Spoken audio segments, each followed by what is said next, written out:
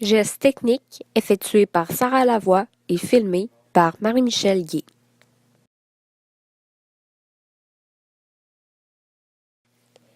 Ici, on voit clairement que la charge de Sarah est trop élevée.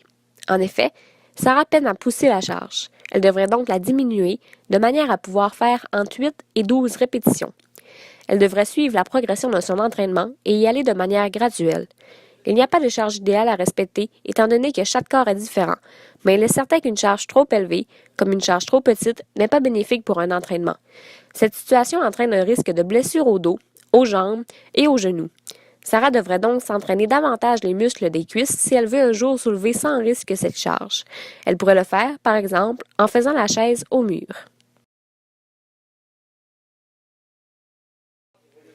Dans cette situation, la position des pieds de Sarah n'est pas adéquate. En effet, ceux-ci sont collés, alors qu'ils devraient être beaucoup plus espacés, soit d'environ la largeur des épaules de Sarah. Le fait d'avoir les pieds collés réduit la force de celle-ci et lui enlève beaucoup de stabilité.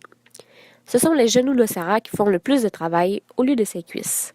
Cette mauvaise position peut entraîner une surcharge des genoux, donc une blessure grave, ou bien une perte de stabilité qui pourrait faire en sorte que Sarah échappe la charge et se blesse.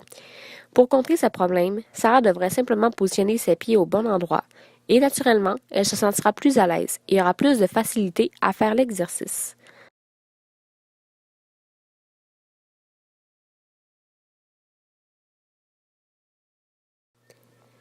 Ici, les jambes de Sarah sont trop courbées.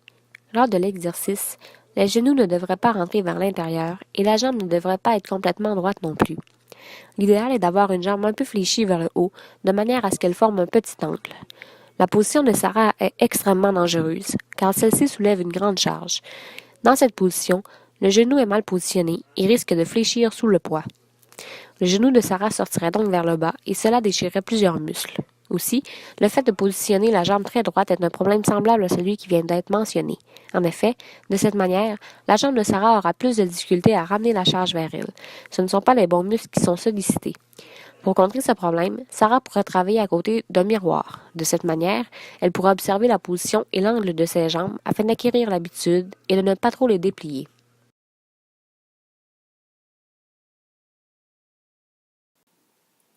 Maintenant, voici la bonne manière d'utiliser la presse à jambes assis horizontale. En premier lieu, il faut décoller la charge jusqu'à ce que vos jambes soient presque tendues, mais sans les tendre complètement. En plus, il ne faut pas bloquer les articulations en fin de mouvement. Il faut revenir à la position de départ, mais arrêter la descente avant de décoller le bassin, puisqu'il ne faut pas arrondir le bas du dos. Finalement, il faut que les pieds ne soient pas collés et que la charge soit adéquate.